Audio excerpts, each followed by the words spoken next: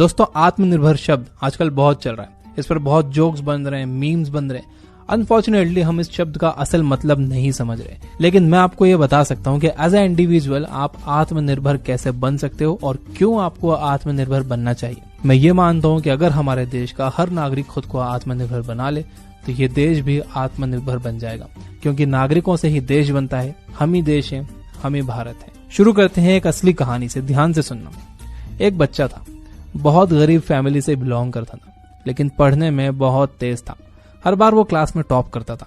उसके साथ के स्टूडेंट्स उससे जलने लगे थे, तो उनमें से कुछ बहुत ज्यादा जलने वाले स्टूडेंट्स ने प्रिंसिपल के पास जाकर ये कह दिया कि उनके बैग्स में से पैसे चोरी हो रहे हैं और उन्हें उस लड़के पर ही शक है, बल्कि उन्हें पूरा यकीन है कि उनके पैसे वो लड़का ही चुराता है। प्रिंसिपल ने उन्हें आश्वासन दिया कि वो जांच करेंगे और अगर वो दोषी पाया जाता है तो एक्शन भी लेंगे। प्रिंसिपल ने उस लड़के के बारे में पता करना शुरू किया और उस पर नजर रखना शुरू की, तो उन्हें पता चला कि वो लड़का रोज स्कूल से छुट्टी के बाद एक माली के पास जाकर काम करता था। प्रिंसिपल को पता चला कि वो लड़का बहुत ज्यादा ईमानदार था। माली के पास काम करके वो जो पैसे कमाता था उससे वो स्कूल की फीस भरता था, बुक्स खरीदता था और जो पैसा बचता था उससे वो अपने लिए खाना खरीदता था। यही उसका रूटीन था। स्कूल जाता था, माली के पास जाकर मेहनत करता था, खुद कमाता था, खुद की फीस भरता था, खुद अपनी बुक्स खरीदता, अपने खाने का इंतजाम खुद करता। इन शॉर्ट, वो लड़का आत्मनिर्भर था।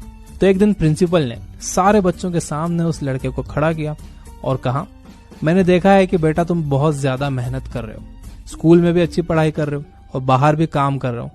तुम अपने स्कूल की फीस माफ क्यों नहीं करवा लेते? लड़के ने कहा, सर, मैं खुद को इतना आत्मनिर्भर, इतना जिम्मेदार मानता हूँ कि मैं खुद अपने स्कूल की फीस पे कर सकता हूँ। मुझे पता है कि मेरे साथ जो स्टूडेंट्स पढ़ रहे हैं उनके पेरेंट्स मेहनत करके उनकी फीस भर रहे हैं, लेकिन जब मैं इतना कैपेबल हूँ, मैं इतना आत्मनिर्भर हूँ, तो मैं अपनी फीस माफ क्यों करवाऊँ? और सर, मैंने आपसे ही तो सीखा है कि इंसान किस्मत से महान नहीं होता, बल्कि अपने कर्मों से और अपने एटीट्यूड से महान होता है।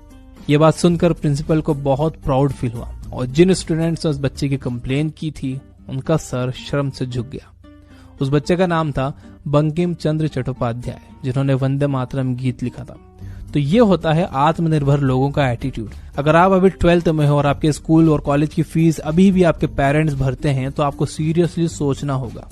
सेल्फ रिस्पेक्ट नाम की एक चीज होती है जिसकी आप धज्जियां उड़ा रहे हो। आपने 12 साल स्कूल में पढ़ा, 3 साल ग्रेजुएशन में लगाए, टोटल 15 साल। अब आप किसी कंपनी में जॉब के लिए अप्लाई करते हो तो खुद को फ्रेशर लिखते हो। 15 साल आपने किसी चीज में लगा दिए और आप फ्रेशर ही रहे। कैसे? आप फ्रेशर हो क्योंकि आपने कोई स्किल्स नहीं सीखी। आप बस एक यूजलेस डिग्री के लिए मेहनत करते ही जा रहे थे, जिसे लेने के लिए आपने 15 साल लगा दिए और आप फ्रेशर के फ्रेशर ही रहे। अगर आप ये 15 साल छोड़ो, अगर आप 2 साल भी किसी स्किल को सीखने में मेहनत कर लेते, अगर किसी एक चीज के एक्सपर्ट बन जाते, तो आपके पास कंपनीज की लाइन लगी हुई होती, क्योंकि मार्केट में एक्सपर्ट्स की जरूरत है। अगर आप आत्मनिर्भर नहीं हो तो इसका एक बहुत बड़ा रीजन यही है कि आप स्किल्स के पीछे नहीं, आप डिग्री के पीछे भाग रहे थे। ज्यादातर लोग सही समय का इंतजार करते रहते हैं। डिग्री मिल जाएगी तो फिर वो करूंगा, वो हो जाएगा तो फिर ये करूंगा, ये हो जाएगा तो फिर वो करूंगा।